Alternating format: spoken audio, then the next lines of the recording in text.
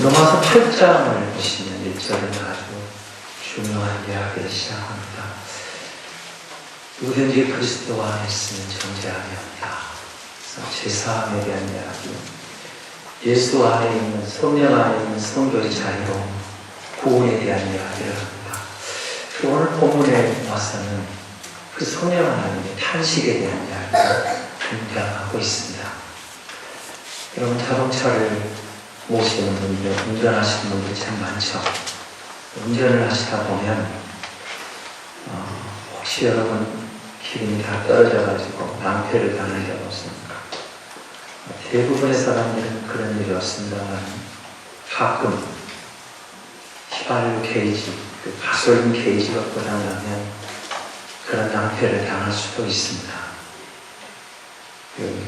아무리 좋은 차도 기름이 떨어지면 갈 수가 없습니다.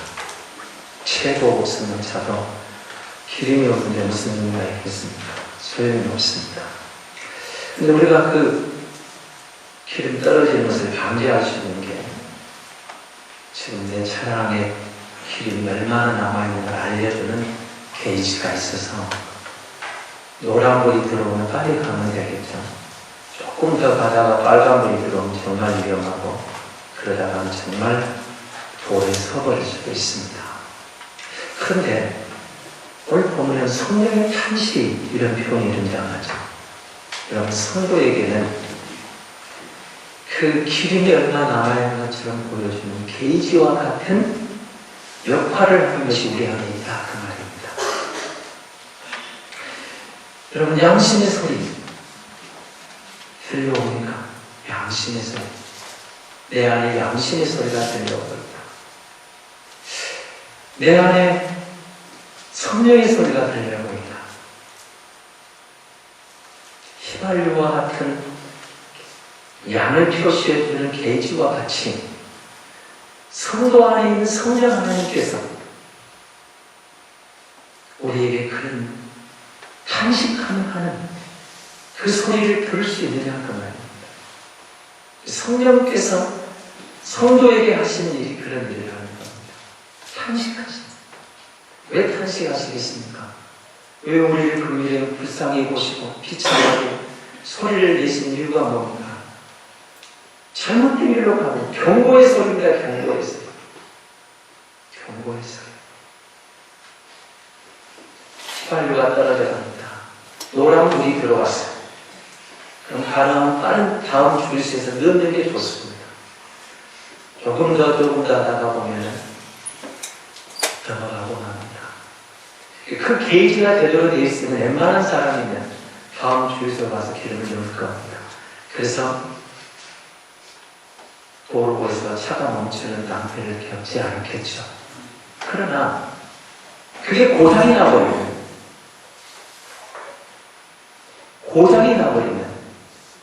얼마든지 우리가 도로 위에서 차를 멈춰버릴 수가 있는 경우를 당하게 되는 겁니다. 성도는 성령 하나님이 우리 안에서 역사할 때 죄에 대해서, 그릇된 일에 대해서, 하나님의 영광을 가리우는 데 대해서 민감하게 성령이 우리의 양심을 두드리는 겁니다. 그 양심의 소리, 믿음의 소리, 성령의 소리 보이는 게 아닙니다. 믿음으로 듣는 겁니다. 이게 깨어있는 성도, 이게 살아있는 성도는 타락하지 않습니다. 경고를 줄 때 멈추게 되고 그만두게 되고 돌아서게 되고, 여러분 이걸 무시하게 되면 성경은 다른 곳에서 화인 맞은 양심 이야기를 합니다. 죄를 지으면서 죄인 줄을 몰라요. 하나님의 성령을 거스리면서 거스린 줄을 모르는 격길로 가는 경우가 있다는 것이, 그게 뭐겠습니까? 고장난다. 여러분, 우리 말씀을 보면서 예수를 믿는다는 것은 한마디로 말하면 보이지 않는 소리를 들을 수 있는 사람들. 우리는 남들이 말하는 보이는 것이 전부가 아닌 것을 알고 생각해 보시기 바랍니다. 여러분 주변의 불신자들이 하나님을 보여달라는 경우 동경 들으시죠. 하나님을 보여달라. 하나님은 보이지 않습니다. 여러분, 성령의 소리, 말씀의 소리가 보이는 겁니까? 그렇지 않습니다. 그러나 우리가 기도하며 성경을 접할 때, 기도하며 하나님 앞에 경외하는 마음으로 섰을 때 보이지 않는 하나님의 음성이 우리의 마음을 움직이고 우리의 마음을 울리고 말씀을 우리의 감동으로 와닿는 그 보이지 않는 소리가 있다는 것입니다. 그래서 성도는 보이는 것이 전부가 아니라고 생각하는 사람들입니다. 세상은 보이는 것을 위해서 그게 전부이고 거기에 만족하지만 우리는 보이지 않는 세계, 보이지 않는 하나님을 섬기며 보이지 않는 소리에도 귀를 기울이고 있는 사람들이 성도입니다. 그래서 우리는 그걸 보고 하나님의 섭리라고, 하나님의 구원 역사라고, 그리스도인이기 때문에 보이지 않는 소리에 주목하고 있는 것입니다. 여러분, 예수님께서 이 땅의 홍생애를 마무리하고 예루살렘으로 입성하실 때 여러분, 제자들이 굉장히 어깨를 으쓱거리는 목에 힘을 들었습니다. 이유가 있었습니다. 드디어 우리 주님이, 우리 예수님이, 우리 선생님이 유대의 왕이 되는구나. 이스라엘의 왕이 되는구나. 그럼 이번에 우리는 이 왕의 자리에서 나는 어떤 장관, 어떤 우편, 사편, 세상이 많은 높은 자리 한 목표리 하겠구나. 기대를 갖고 갑니다. 근데 예수님이 뜻밖의 말을 합니다. 성도들이, 그 제자들이 성전을 보면서 이 화려한 성전, 기둥자랑 이 점을 좀 보십시오. 헤롯신에게 주어지는 어마어마한 성전이지 않습니까? 그래서 주님은 이렇게 이야기합니다. 이 성전의 돌이 하나도 있지 않겠다. 무너질 것이다. 그러면서 주님이 오십니다. 예루살렘아, 예루살렘아. 선지자들을 죽이고 내 남타기 탑을 배가를 품듯이 너희를 품었지만 선지자들을 죽이고 나를 배신하고 나를 거역하는 예루살렘아, 예루살렘아. 우시는 주님의 모습을 소개하고 계십니다. 제자들은 그때까지 관심도 화려한 보이는 것 거기에 머물러 있었습니다. 주님이 보고 계시는 보이지 않는 것, 주님이 듣고 계시는 보이지 않는 소리 들을 수가 없었습니다. 주님은 40년의 일을, 70년의 일, 40년의 일을 보고 계시는 겁니다. 저들이 듣지 못한 그 소리를 듣고 계시는 겁니다. 예루살렘이 망하는 것을, 성전이 무너지는 것을 보고 계시는 것. 제자들이 볼 수 없는 것이었습니다. 주님은 그걸 보고 계시고 듣고 계시기에 탄식하며 울고 계시는 겁니다. 예루살렘아, 예루살렘아.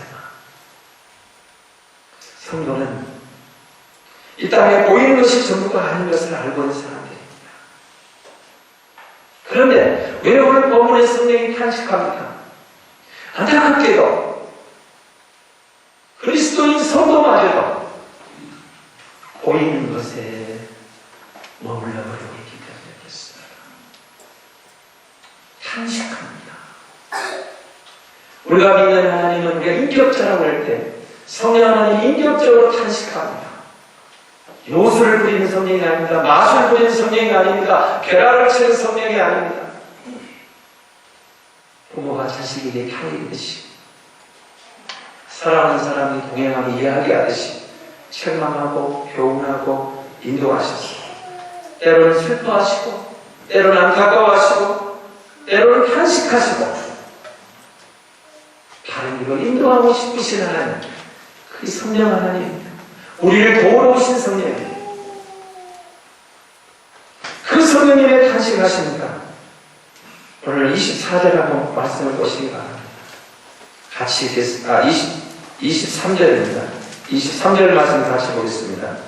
그뿐 아니라 또한 우리 곧 성령의 처음 열매를 받을 우리까지도 속으로 탄식하여 양자될 것, 또 우리 몸의 성량을 기다립니다. 여러분, 이 말씀이 무슨 말이냐면요. 앞 보면 22절 세기까지는 모든 피조물이 하나님의 구원을 기다린다 이렇게 설명이 되어 있습니다. 그럼 오해하시면 안 됩니다. 사람만 하나님의 피조물이 아닙니다. 하나님 지으신 모든 만물이 하나님의 구원을 기다립니다. 사실 사람을 제외한 다른 피조물은 죄가 없습니다. 사람이 타락에 저들에게 고통이 왔습니다. 저들에게도 구원이 필요하고 모든 피조물이 하나님의 구원을 기다리고 있다. 그런데 24절 한번 같이 읽겠습니다.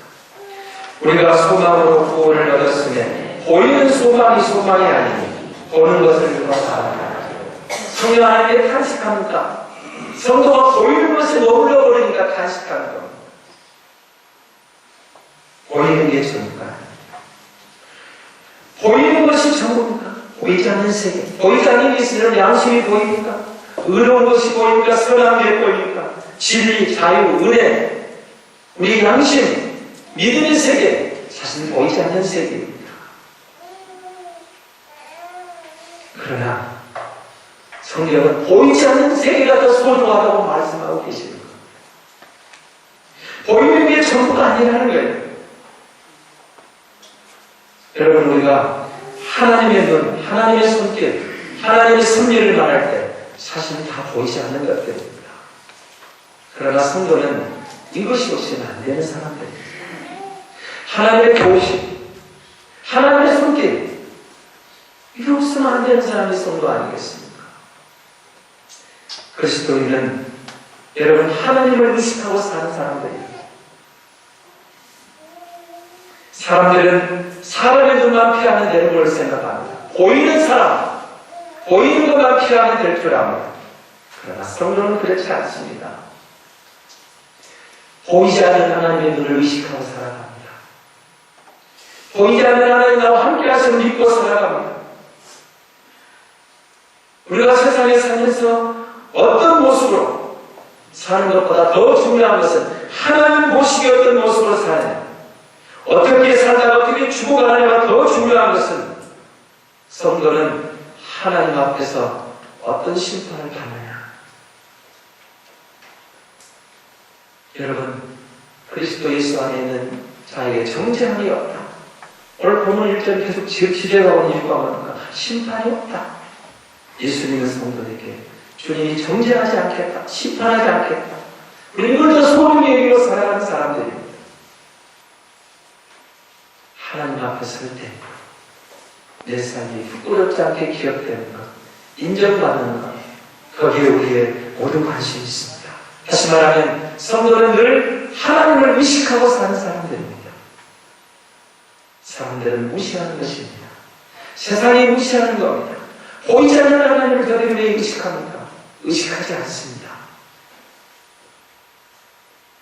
보이는 것만 잘 되는 되고 그렇게 살아갑니다. 그러나 성도는 보이지 않는 하나님을 믿습니다. 보이지 않는 성령님의 소리를 듣습니다.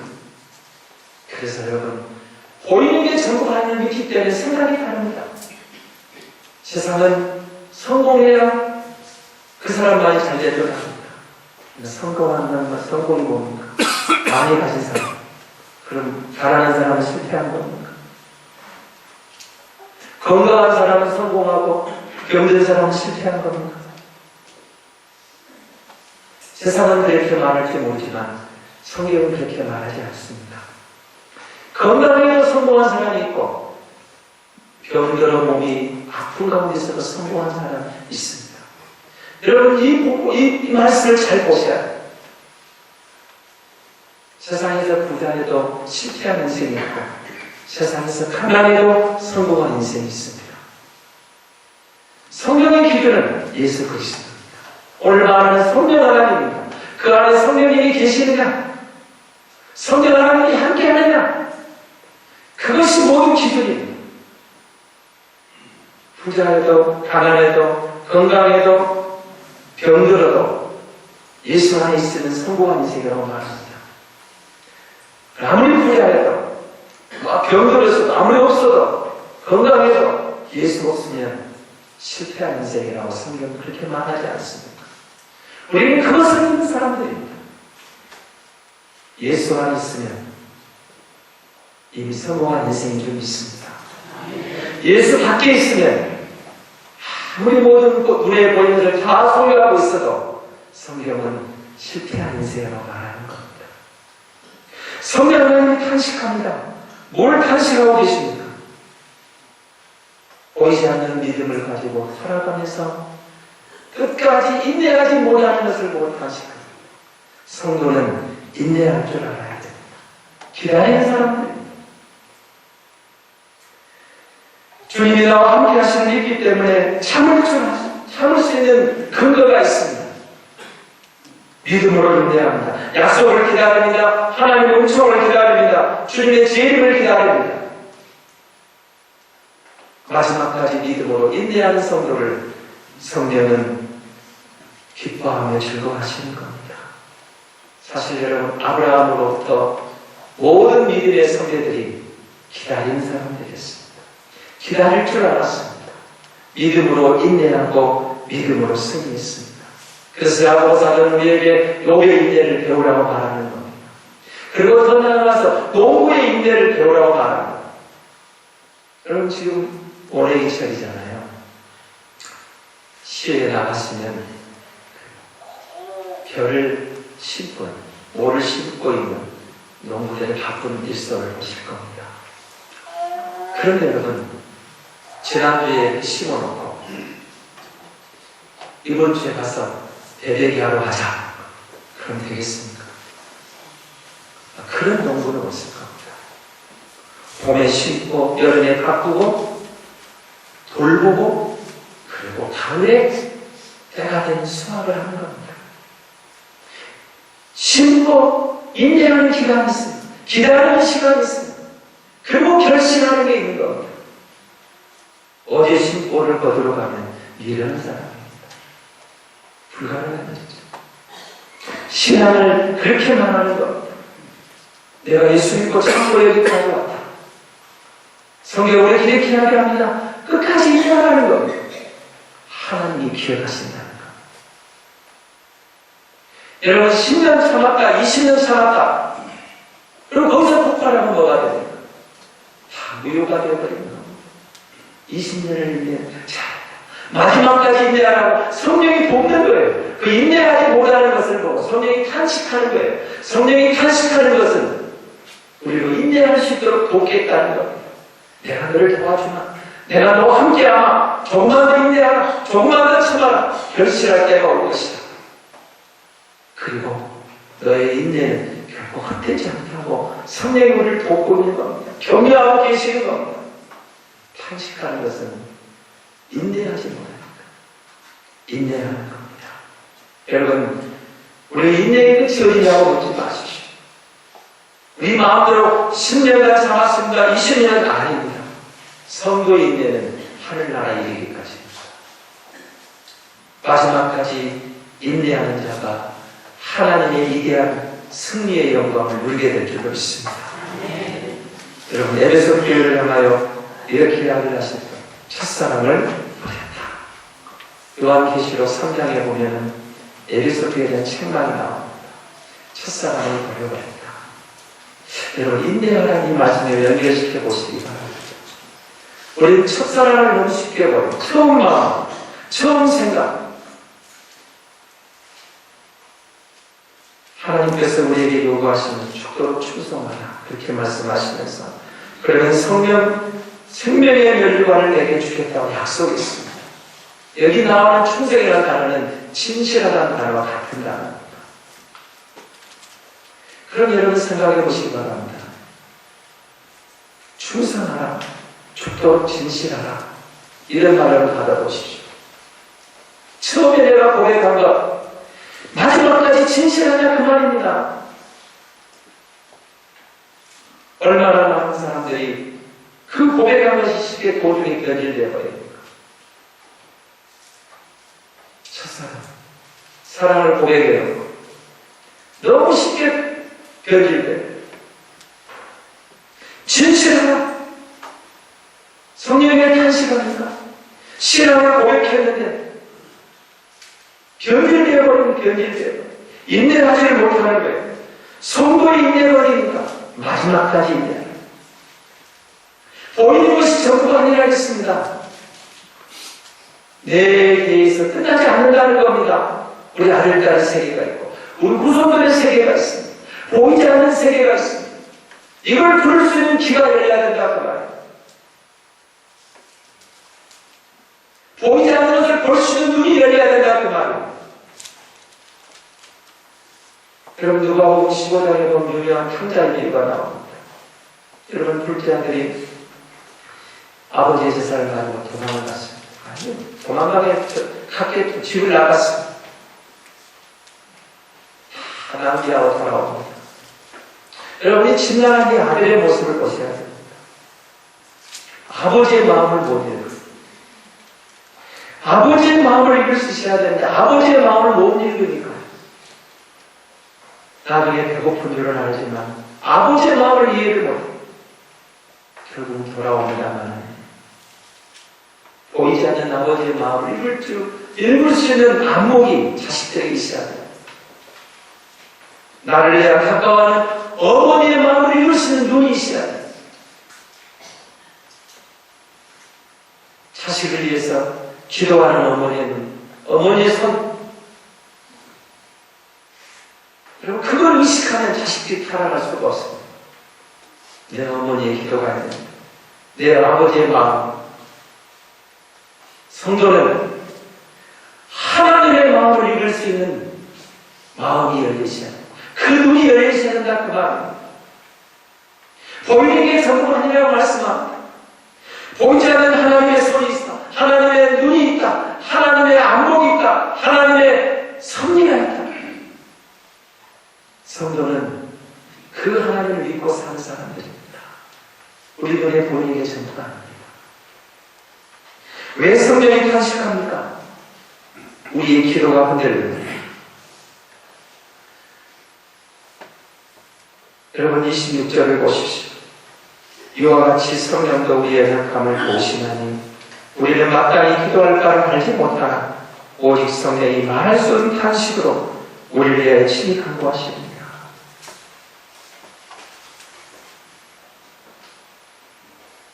많은 사람들이 자기가 실패하고 나면 변명을 합니다. 그 이유를 대면 정치적인 이유, 환경적인 이유, 남 탓하기 싫습니다. 근데 오늘은 26절을 근거하면 성도는 남을 탓하면 안 됩니다. 성도의 실패한 이유를 오늘 26절에 근거한다면 하나밖에 없습니다. 제대로 기도하지 못한 것입니다. 정말 하나님의 성령의 인도하심에 따라 바로 기도했다면 성도에게는 실패란 없습니다. 왜냐하면 실패마저도 합리화의 선을 이루시는 하나님의 손길이 있기 때문에 그렇습니다. 정말 우리가 기도하고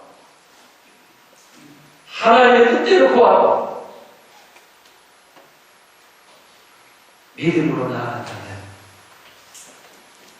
하나님은 우리의 모든 것을 합력하여 선을 이룰 수 있는 전능하신 아버지 하나님입니다. 그 하나님 우리가 믿는 하나님. 성령이 탄식을 합니다. 왜 탄식합니까? 우리가 빌바를 모른다. 다시 말하면 우리 기도 제목이 좀 문제가 있다는 것. 보이는 것이 다가 아니라고 했습니다. 우리가 구하는 게 전 보이는 것에 머물러 있습니다. 예수님이 겟세마네 동산에 올라가 기도합니다. 마지막까지 기도하시죠. 할 수 있거든 이 잔을 내게서 옮기시옵소서. 이게 주님의 기도입니다. 그런데 그 다음 기도가 중요하죠. 내 뜻대로 나오시고 아버지의 뜻대로 하시옵소서. 아버지 뜻대로 되기를 원합니다. 여러분 우리 기도가 지금 내게 보이는 그 문제에게는 너무 거기에 머물러 있어요. 보이지 않는 하나님의 성격, 하나님의 뜻이 이루어지이다. 주의 뜻이 이루어지기를 원합니다. 하나님 이 일을 통해, 이 사건을 통해서, 이 문제를 통해서, 이 환경을 통해서 하나님이 내게 말씀하고 싶으신 게 무엇입니까? 그걸 내가 이해할 수 있기를 원합니다. 그리고 그 하나님 뜻은 내가 순종하기를 원합니다. 그게 주님의 기도였습니다.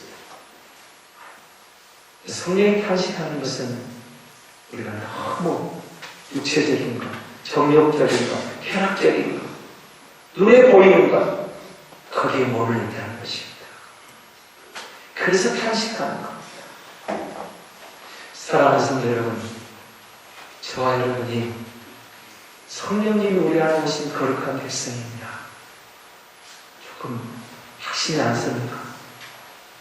고린도전서 12장 3절 말씀을 같이 보겠습니다. 고린도전서 12장 3절입니다. 그러므로 내가 너희에게 아뢰하니 하나님의 영으로 말하는 자는 누구든지 예수를 저주할 자라 하지 않고 또 성령으로 아니하고는 예수를 주시라 할 수 없는 자. 아멘. 여러분, 예수님이 주님이신 줄 믿으십니까? 예수님이 하나님의 아들이신 줄 믿습니까? 우리 안에 성령이 오신 줄을 믿습니다. 여러분, 이효령 씨 잘 아시죠? 모르신 분이 없으실 텐데요. 지성에서 영성이라는 책을 써가지고 그가 개종한 이후의 이야기가 나옵니다만 그 이전의 책에 이런 책이 있습니다. 아들이여 이 산하를, 이런 책이 있는데요. 거기에 이런 이야기가 나옵니다. 어느 시골에 할아버지 한 분이 수염을 기르셨습니다. 옛날 할아버지들 수염을 기르셨죠. 이걸 좀 특이해가지고 수염이 아주 길었습니다. 밑에까지 수염이 길게 늘어뜨리고 계셨습니다. 근데 그 꼬마 하나가, 그 동네에 사는 아이가 궁금한 게 있었습니다. 그래서 나중에 할아버지에게 이렇게 묻습니다. 할아버지, 제가 궁금한 게 하나 있는데 이렇게 물었습니다. 뭔데? 질문해봐야 했더니 이 아이가 이렇게 물었습니다. 할아버지는 주무실 때 수염을 이불 속에 넣고 주무세요? 이불 밖에 넣고 주무세요? 이렇게 물었습니다. 이 할아버지가 당황했습니다. 아니, 나도 아직까지 그 생각 안 해봤다. 내가 오늘 자보고 내일 이야기해주마. 그랬답니다. 근데 그날 밤 잠을 자는데 잠이 안 오는 겁니다. 수염을 이불 속에 덮고 자니 답답하고 밖에 내놓고 자니까 왠지 좀 더 거림치고 그날 밤 잠을 설치고 나서 그 다음날 아이에게 그렇게 이야기합니다. 나도 잘 모르겠다. 여러분, 이불을 덮고 자느냐 밖에 두냐 수염을 헷갈리십니까? 성령이 우리 곁에 오셨다. 성령 하나님 내 안에 오셨다. 가끔 여러분 헷갈리십니까? 아닙니다. 내가 정말 예수를 믿습니다. 하나님의 아들을 믿습니다. 내 구세주를 믿습니다. 다시 오실 줄로 확신됩니다. 우리 안에 성령이 오신 증거를 믿습니다. 내 안에 성령이 함께 하신 줄 믿습니다. 성령이 탄식할 때 왜 탄식하겠습니까? 내 안에 오신 성령님이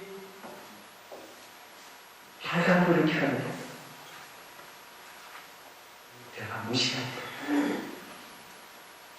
기도에 대해서, 신앙에 대해서, 말씀에 대해서 성령이 우리에게 바른 길을 인도해 가는데 그걸 거절할 때 성령이 탄식하는 겁니다.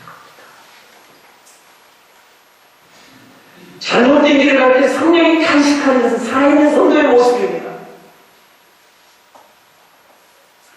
그러나 성령이 탄식하지 않고 화인 맞은 양심이 되어버리면 불행한 성도입니다. 아니, 불행한 사람입니다. 사랑하는 성도 여러분, 하나님은 구원받은 성도들에게 성령을 보내시고 우리 양심의 도움이 되도록, 믿음의 도움이 되도록 우리를 올리시는 겁니다. 잘못되면 탄식하십니다. 그 탄식은 우리를 책망하는 게 아니고 우리를 바른 길로 인도하려고 도우시는 하나님의 손길인 줄 믿습니다. 우리가 깨어서 성령의 음성, 보이지 않는 소리에 민감하게 반응하면 하나님께서 가장 아름다운 길로 우리를 인도해 가시는 줄로 믿습니다. 합리화의 선을 이루시는 줄로 믿습니다.